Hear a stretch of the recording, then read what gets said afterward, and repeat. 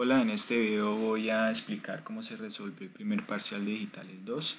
Entonces, la primera pregunta que nos dicen es diseñar un sumador restador con su respectiva salida y un contador ascendente y descendente dependiendo de la salida del sumador, pero con las condiciones de que si la salida del sumador a la salida es un múltiplo de 3, el contador es ascendente, y si es múltiplo de 5, el contador es descendente. Entonces aquí en esta plataforma Multisim, en ese simulador, aquí tenemos ya el programa completo. Entonces, para entender un poco cómo se implementó el sumador, aquí tenemos en el libro de Fundamentos de Sistemas y Señales que nos dice qué es un sumador. Pues aquí en este caso un sumador de 2 bits sería un sumador que acepta 2 bits de entrada y un acarreo de entrada y genera una salida de suma y un acarreo de salida. Entonces aquí tenemos la tabla de verdad de un sumador completo normal con su respectiva salida de acarreo y la salida de la suma. Entonces aquí tenemos el diseño, que serían dos XOR, una AND y una OR, y su respectiva salida en el acarreo y la suma. Entonces, para implementar nosotros el diseño para un sumador de 4 bits, lo que se hace es implementar cuatro sumadores en serie prácticamente, que ese sería el 1 con su respectiva salida del sumador, y la salida del acarreo va a la salida a la entrada del acarreo del segundo sumador, que sería acá, y aquí tenemos la salida del segundo sumador. El acarreo de la salida del segundo sumador va al acarreo de la entrada del segundo sumador, y así sucesivamente. Y ahí tenemos los cuatro sumadores. Y aquí tenemos estas XOR que nos indican cuándo nos va a sumar y cuándo nos va a restar. Entonces, aquí podemos ver el circuito funcionando. Entonces aquí si es un 0 es que nos va a sumar, ¿no? 1 más 1, 2, aquí vemos ese con el menos significativo, acá está el más significativo. Entonces 3 más 1, perdón, sí, 3 más 1, 4. Entonces ahí ya estamos viendo que no está funcionando bien el sumador. Para mirar si nos está restando sería 2 menos 1, 3 menos 1, 2. Entonces ese sería como el sumador restador. Ya para implementar la salida, si es múltiplo de 3 o si es múltiplo de 5, se implementó esta tabla de verdad que tenemos aquí. Se utilizó las cuatro salidas del sumador y se puso los 1 solamente en los múltiplos de 3, que en este caso sería el 3, el 6 y el 9. El 12 y el 15 no los quise colocar porque el contador, el 15 por ejemplo, el 15 es múltiplo de 3 y también es múltiplo de 5, entonces el contador no nos va a saber si va a ascender o descender. Entonces más bien lo quise hacer desde 0 hasta 9. Estoy implementando esto con mapas de Carnot, y igualmente para el múltiplo de 5 obtenemos estos circuitos, que sería esta parte de acá, sería para el múltiplo de 3, y estas dos, que sería una AND de 3 entradas con una NOT, una inversora, para el múltiplo de 5. Esta parte de acá se implementó es para que por defecto, cuando los dos estén en 0, el contador sea ascendente. Cuando este esté en 3, el contador es ascendente, y cuando este esté en 1, el contador sea descendente. Entonces cada vez que aquí hay un 1 en esta salida, el contador es ascendente, y cuando hay un 0, el contador es descendente. Ya para explicar. Bueno, aquí tenemos para explicar el contador. El contador se diseña es con flip-flop tipo JK con su respectiva entrada de reloj. Entonces, si va a ser un contador de 4 bits, sería 4 flip-flops. Si es de 3 bits, serían 3 flip-flops, y así sucesivamente.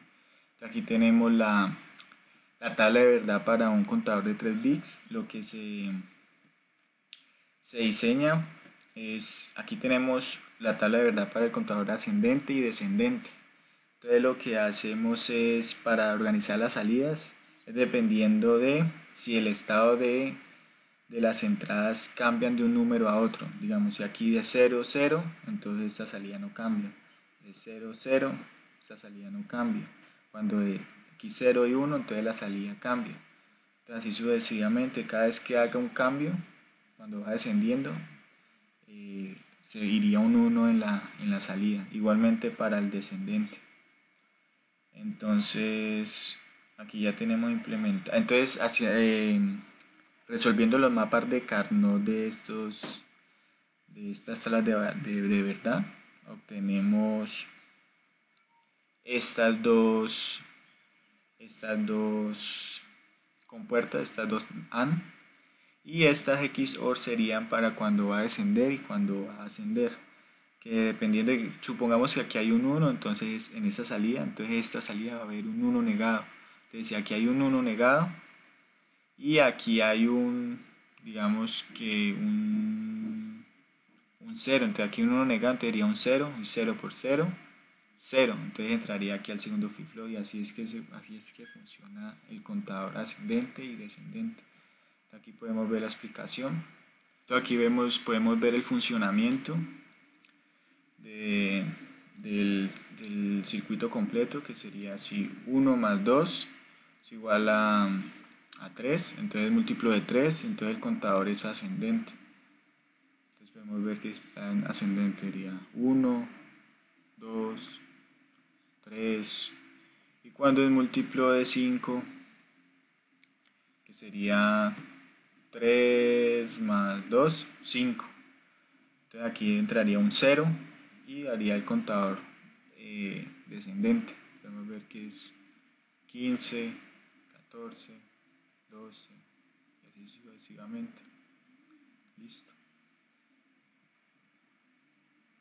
Entonces ese es el primer punto del parcial. Ya para el segundo punto nos dicen que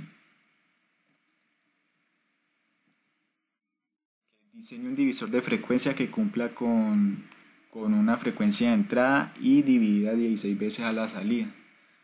Entonces lo que hacemos aquí es primero entender que un divisor de frecuencia básicamente es con un flip-flop también JK con su respectiva señal de reloj. Entonces lo que nos quiere decir este divisor de frecuencia es que al entrar una señal de reloj digamos de 100 Hz, a la salida va a salir la mitad, entonces en este caso sería 500 Hz. Si le montamos otro flip-flop así en asíncrono, igualmente sería una entrada de 1000 Hz, sería la salida de 500 Hz, y aquí la salida del segundo flip-flop sería de 250. Entonces la pregunta que nos dicen hay que dividirlo en 16 veces, entonces serían 4 flip-flops en cascada, que aquí lo tenemos. Entonces aquí nos entran 1000 Hz al primer flip-flop, aquí saldrían 500, aquí entrarían 500, saldrían 250, de aquí entrarían 250, saldrían 125, y de aquí esos 125 saldrían 62.5 más o menos.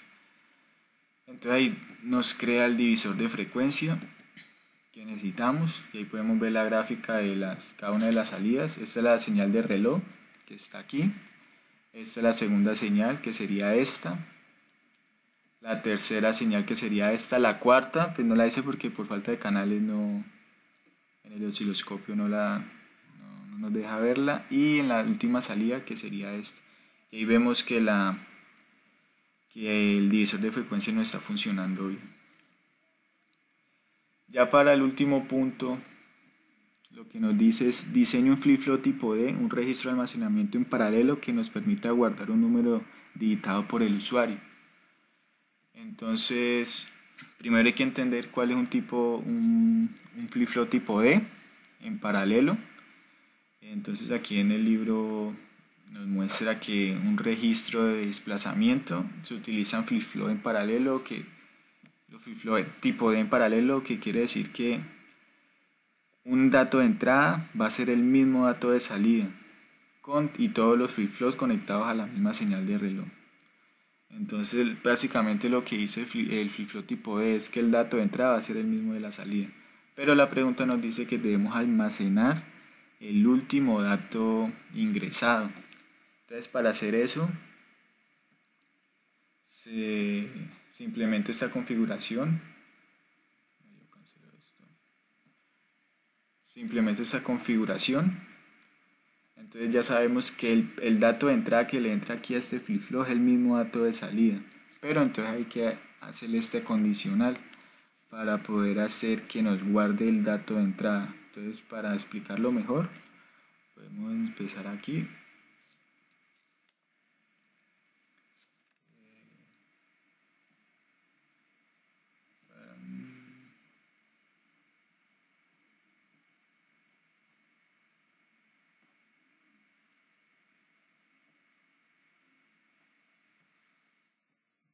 Bueno, entonces aquí tenemos que